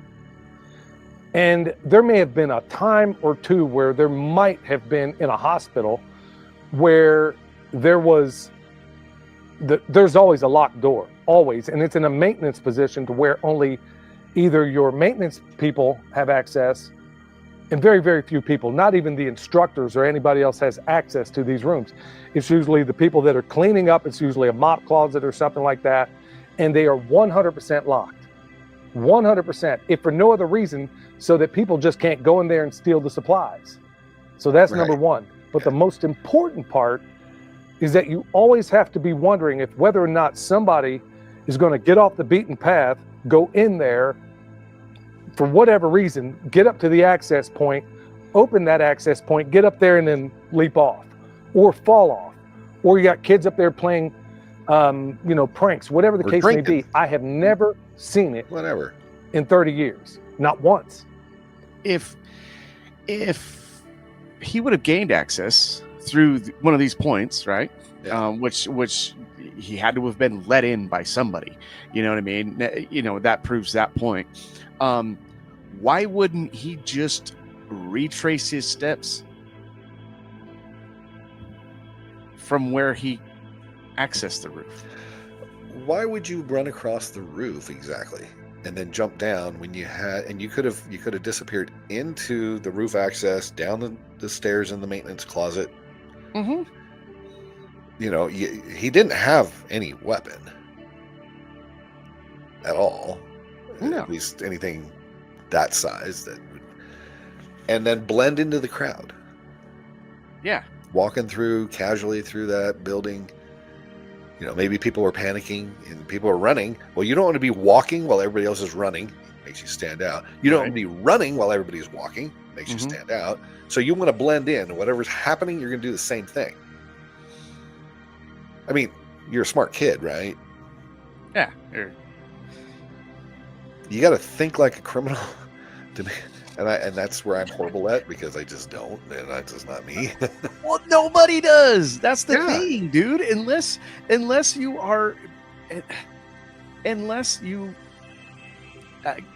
do those type of things, you don't think like that. The normal average, above average human, even smart, doesn't think like that. These things, these things are things that criminals think about. That's why they say premeditation. Okay, that is making a plan. Right. That is, I'm going to do this. I'm going to A, B, C, and D. So they're thinking about what would happen after and what they're going to do after to not look suspicious, or else, or to blend into the crowd and to do this. So that's kind of the thing. Like, people don't normally think about, 10, 15 minutes down the line after they commit a crime, or after they know of a crime that's going to be committed, and now they don't know what to do because their handler isn't talking to them in their headphones anymore while they're spotting on the roof. Right. You know what I mean? That's where kind of this. Don't worry, all you have to do is click the button. Yeah, that's kind of where like my theory comes from. It's like this kid didn't have all A, B, C, D, E, and F, and even G thought about before this happened, and a criminal that was going to commit a premeditated crime would have had all those things planned out. Yeah. Yep, exactly. All right, one last video. This guy's walking the crime scene on the campus. He notices 4 huge things that we've all gotten wrong. And then we'll kind of wrap this video up for now. I may break this out into a couple videos, but we're running a little long, so we want to wrap it up pretty quickly. So anyway, let's listen to what he's got here, because it's kind of interesting. From what I remember, I just previewed a few seconds of this to make sure this is what I wanted to show. So let's see what he has. Okay, I'm here at UVU, Utah Valley University, where Charlie Kirk was killed. Behind me, you can see the tunnel where Tyler Robinson went in. Behind me, Allegedly. This is 800th Street. This is where they caught him on camera, limping with the gun down his pants. TMZ is the one that broke that news. I'm going to go onto campus now. Okay, here is Allegedly the had tunnel a gun in his pants that he would have gone through as the Charlie Kirk event was just getting ready to kick off. First cameras started to pick him up. This is good context because it was hard. All right, here's the stairwell. Where he was, There's the first camera at UVU that picks up Tyler Robinson, and the stairwell as we climb up to the main campus where he would have been speaking, which will be over here. Okay, here's the Woodbury building. Now there is a video of a student coming in, and a person runs right there. And this is actually the building that has a much better shot than even the Losi building, which I'll show you later. But as we come down here, you'll see the Charlie Kirk Memorial that has been built.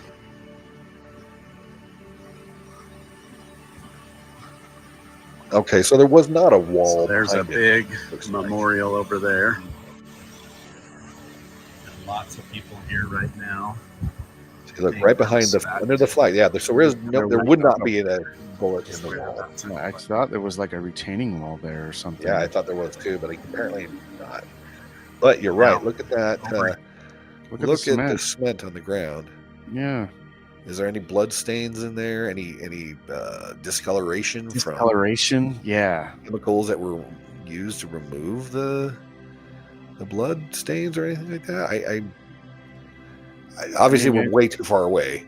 Yeah, it's a little hard to see from here, but at the same time, I mean, it would be.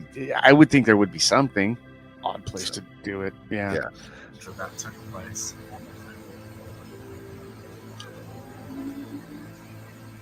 Now, over here is where some people say a gunshot came from, or a reflection in the glass.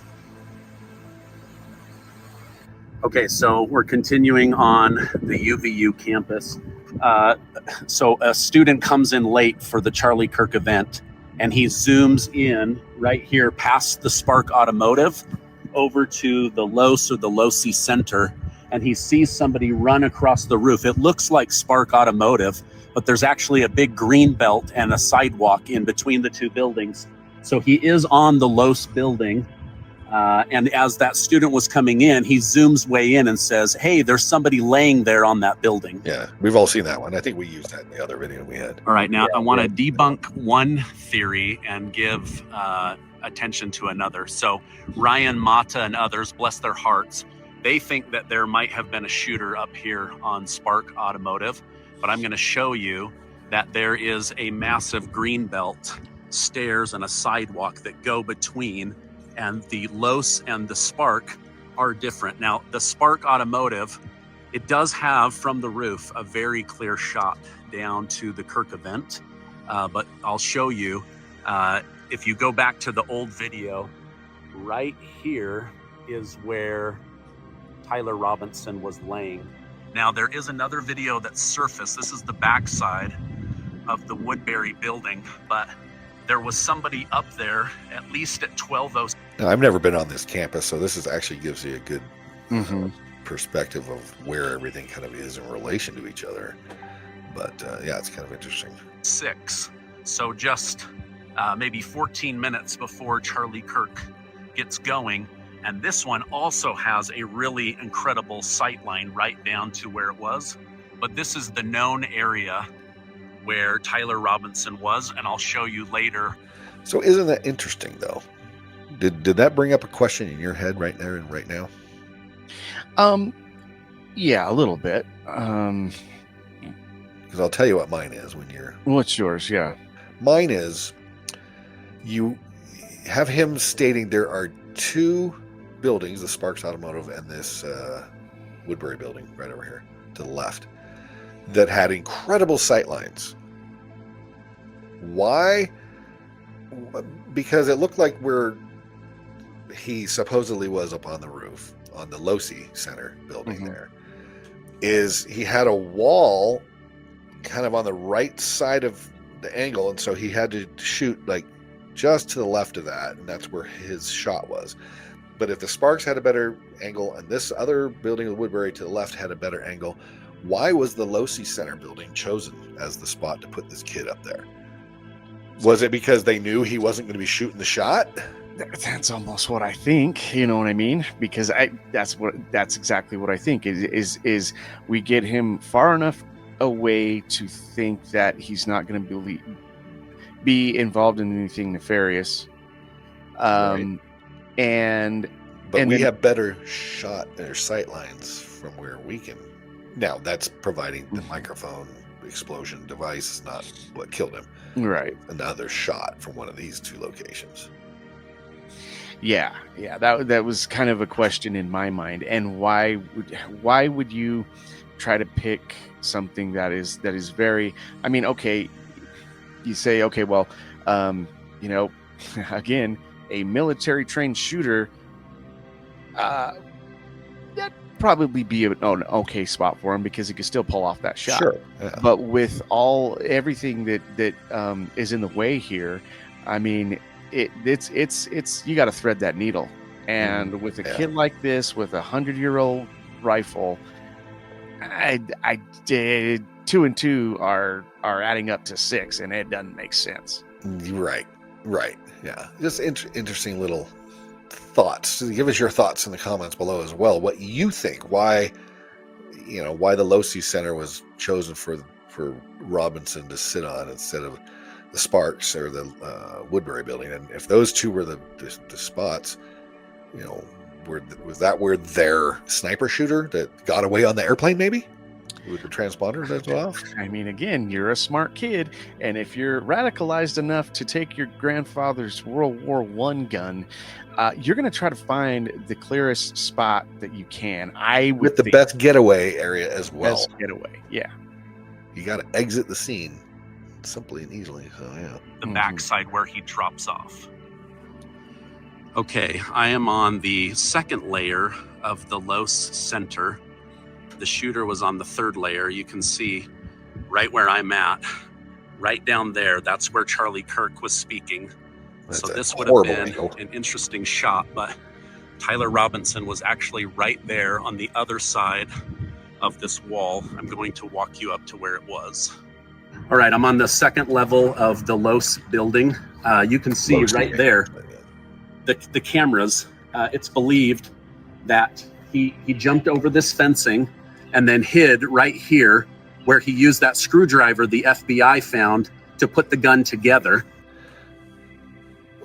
Where's the footage from those cameras that were right above his head? Yeah, got a question. Yeah, not knowing it's the first time I saw those, but where's the footage from them? I purposely waited to ask that question for a second so that everybody watching would see that. But if there's cameras right there, what the hell? Exactly. Were those the cameras that showed him not breaking down that rifle? That's what I'm guessing. I mean, if nothing else, those cameras show him walking to that spot on the roof, if nothing else. Mm-hmm. So where is the footage for that? If we're going to be transparent here in this whole thing with the FBI and everybody, why are we not seeing that? Interesting stuff, right? Yeah. These are the stairs where they believe that he went up. So he has stairs to get up to the top. Why would he run across a thing and then jump off the roof if he's got stairs right here? Stairs right there. Now, of course, I haven't been there, so I don't know what kind of access he has to get back and forth here.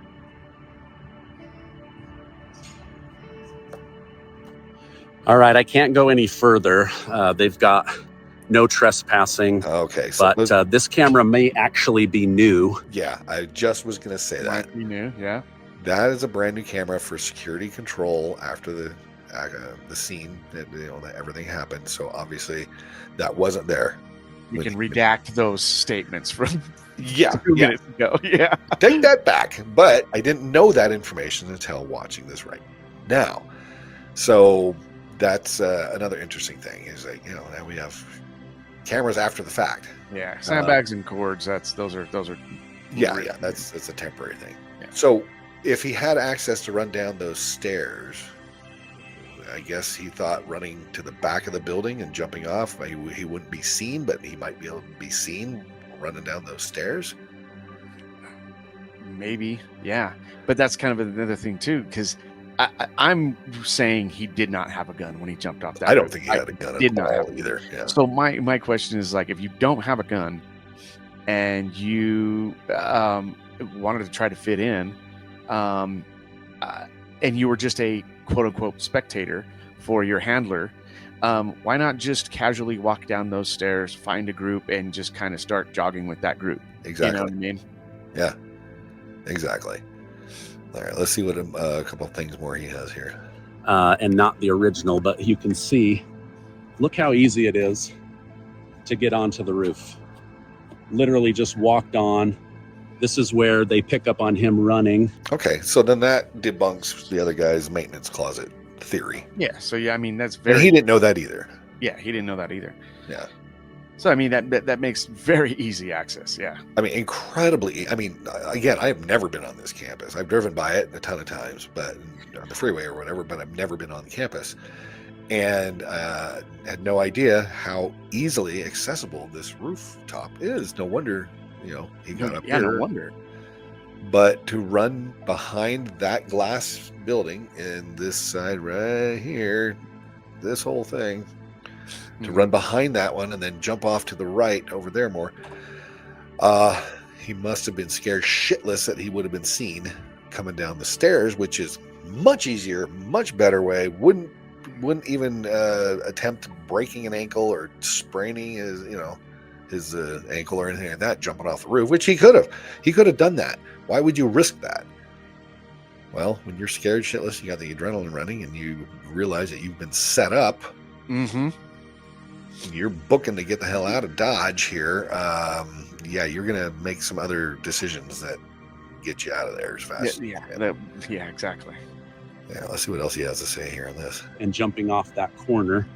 And I will show you more about that here in a minute. All right, I've got to be honest with my audience.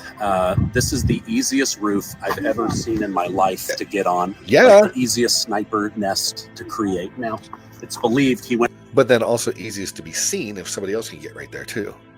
So why would you risk being seen laying down on that thing? Mm-hmm.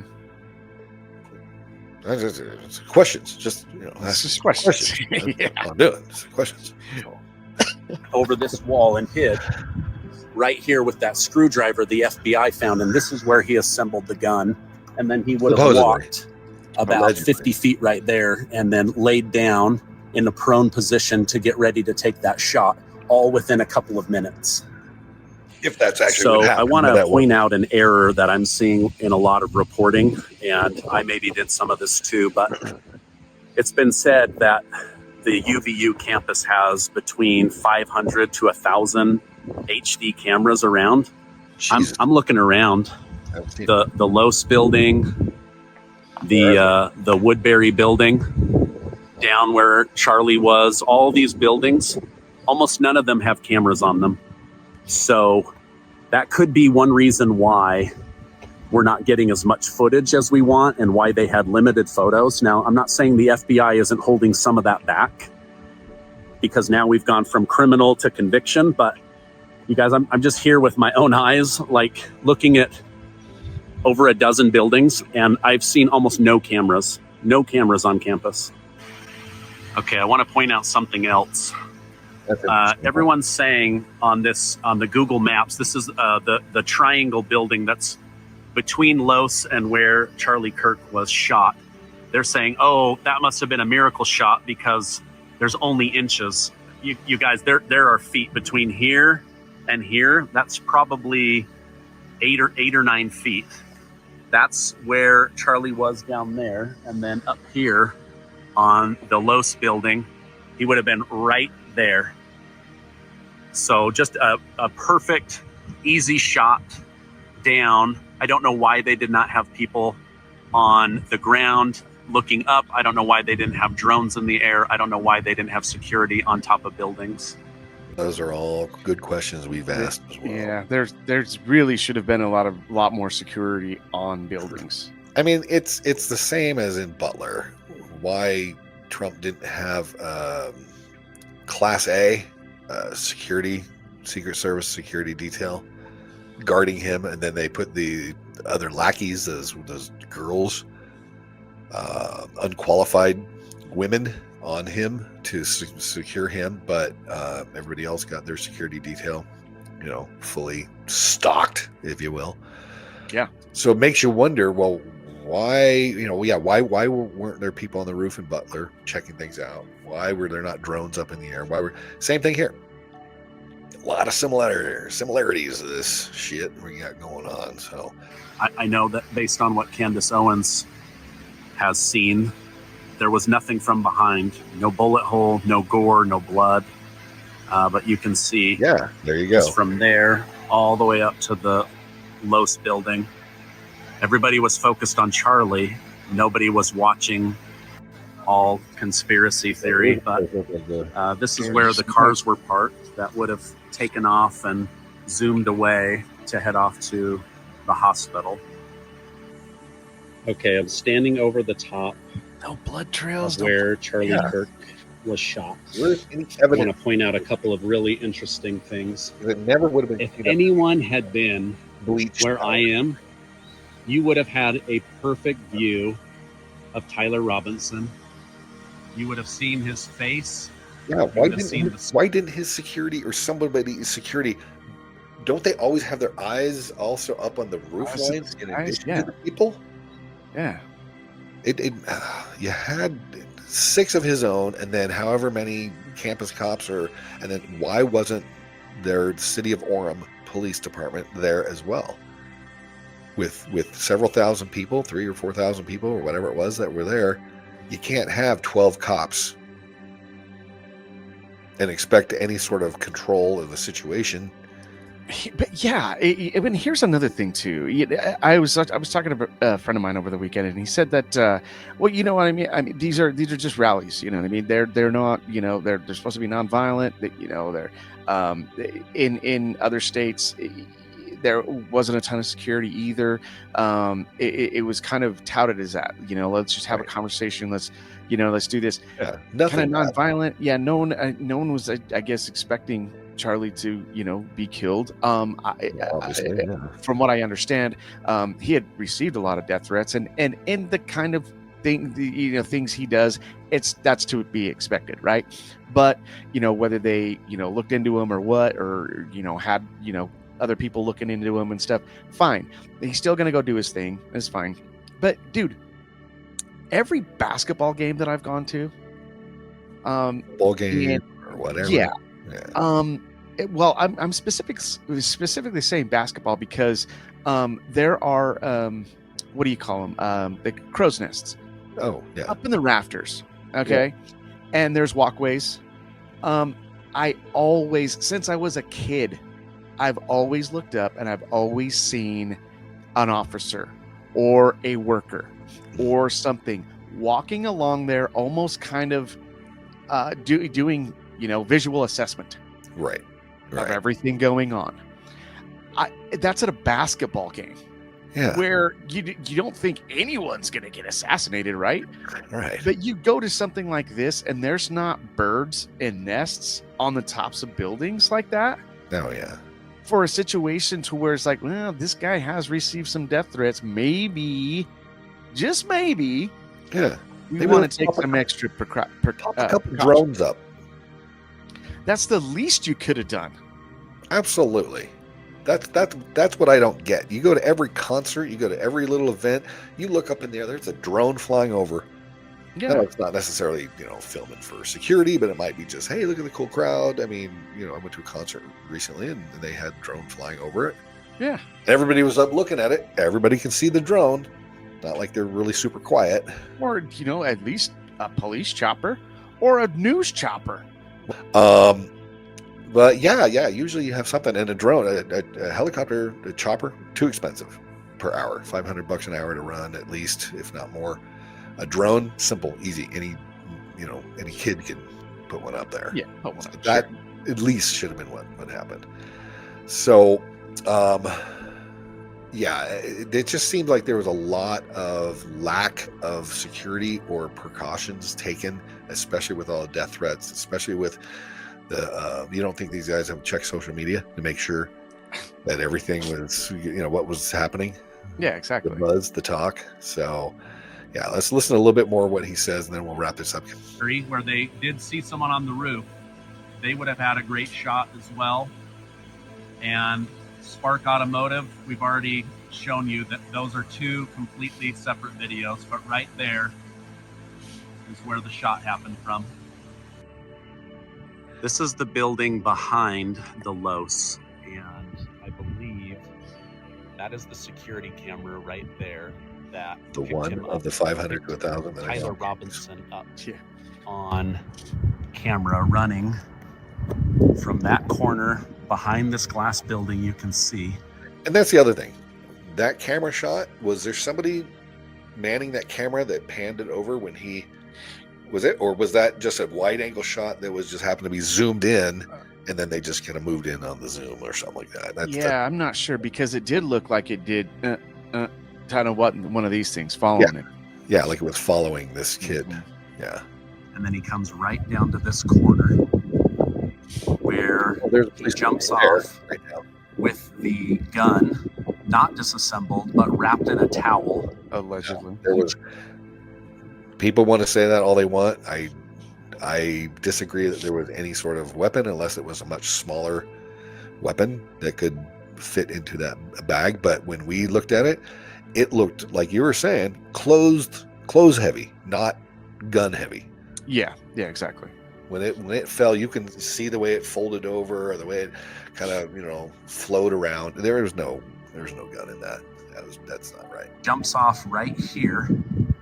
And then he runs up into this tree area where I'm going to head next. Yeah, so, I mean, he goes on. I think there's going to be some more stuff that comes out. Obviously, we got to stick around Monday to see what. Let's see if Candace, still alive. See if she's still alive. I hope. I hope so too. Yeah.